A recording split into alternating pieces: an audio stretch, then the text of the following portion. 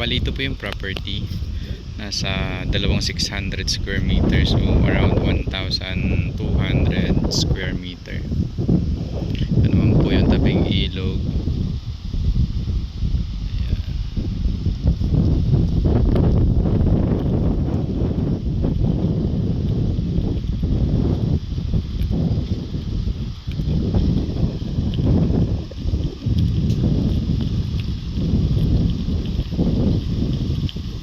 Yung property, ayan siya. So tabing ilog talaga siya.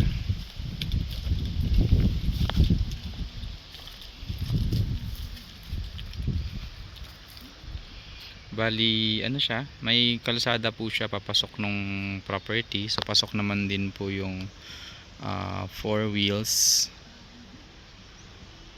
Ayan, so yun po yung property. Meron siyang CR, meron na siyang small kubo. So hanggang doon po yung property sa ano. Bali pa rectangle po yung shape ng lupa.